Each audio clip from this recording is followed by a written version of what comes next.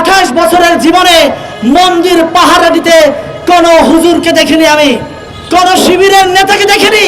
কিন্তু ওই 2024-এ আমি দেখেছি যে আমার মুসলমান ভাইরা বৌদ্ধ মন্দির কিভাবে পাহারা দিয়েছে, হিন্দু মন্দির কিভাবে পাহারা দিয়েছে।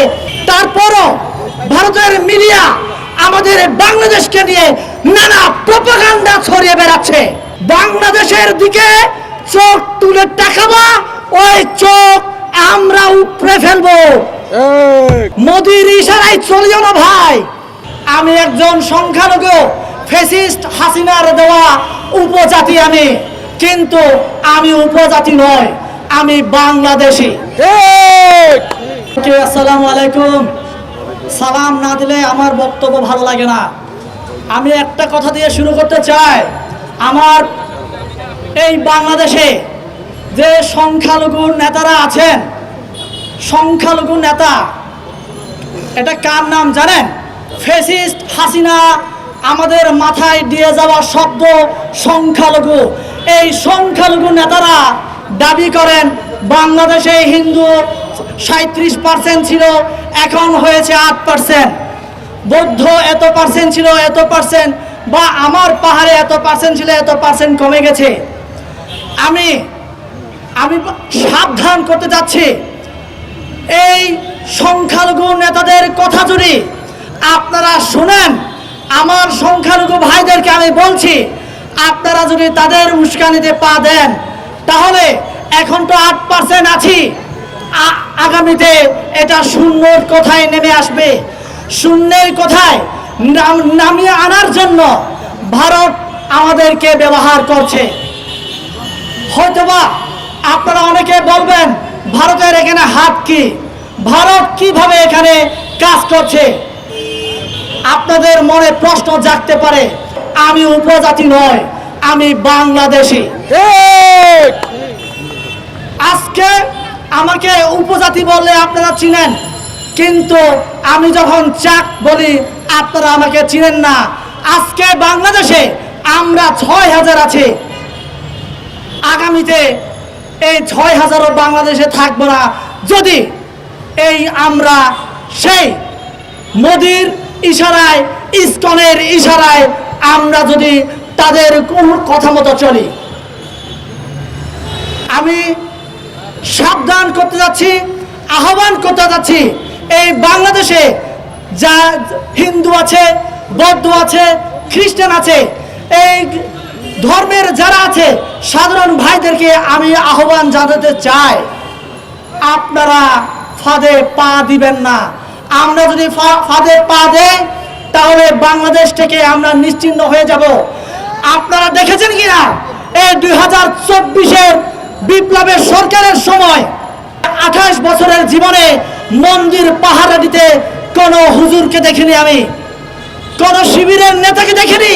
কিন্তু ওই 2024-এ আমি দেখেছি যে আমার মুসলমান ভাইরা বৌদ্ধ মন্দির কিভাবে পাহারা দিয়েছে, মন্দির কিভাবে হিন্দু মন্দির কিভাবে পাহারা দিয়েছে, আমি এটা দেখেছি। এটা কি আমাদের বাংলাদেশের জন্য, সম্প্রীতির বাংলাদেশ বলার জন্য কি যথেষ্ট নয় কিনা? তারপরও ভারতের মিডিয়া আমাদের বাংলাদেশকে নিয়ে নানা প্রপাগান্ডা ছড়িয়ে বেড়াচ্ছে।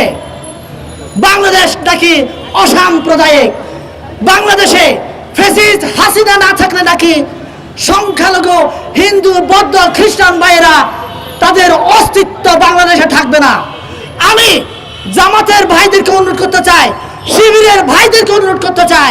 কিছুক্ষণ আগে আমার আগে এক বক্তা বলে গেছে বাংলাদেশের 90% মুসলমান।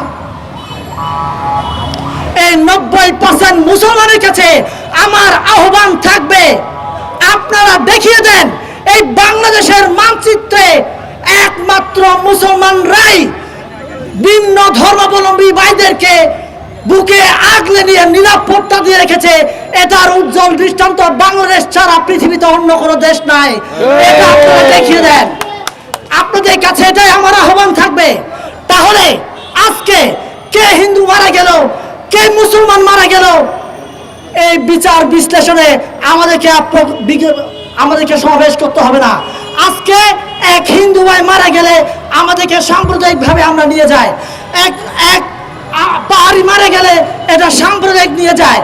আমরা সাম্প্রদায়িকতার ডানা বাঁধতে বাঁধতে বাংলাদেশকে এমনভাবে এমন জায়গায় নিয়ে যাওয়ার চেষ্টা করছে যাতে করে আমরা আমাদের মনের অজান্তেই আমরা ভারতের অঙ্গরাজ্যে ঢুকে যাই। আমরা ভারতের অঙ্গরাজ্য হতে চাই না। এই বাংলাদেশের প্রত্যেকটা মানুষ ভারতের অঙ্গরাজ্যের মধ্যে থাকতে চায় না। আমরা স্বাধীন বাংলাদেশে থাকতে চাই। শুভেন্দু বলেছেন এরা নাকি আমাদের বাংলাদেশের বর্ডারে এসে হামলা করবেন, সমাবেশ করবেন। আমাদের বাংলাদেশে 18 কোটি মানুষ কি আঙ্গুল চুষবে নাকি? আপনারা বলেন আমরা কি আঙ্গুল চুষবো? আপনাদেরকে আমরা দেখে দেব। আপনাদের 7 সিস্টার আমাদের হাতের ইশারায় থাকবে।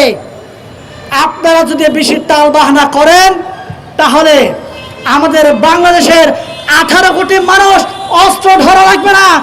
একটা একটা লাঠি নিয়ে যদি আমরা ভারতের দিকে অগ্রসর হই তাহলে আপনাদের অবস্থা কি হবে আপনারা চিন্তা করে দেখুন।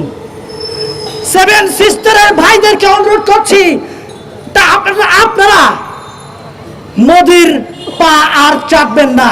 মোদির পা চাটবেন তাহলে আপনারা সুখে থাকবেন না।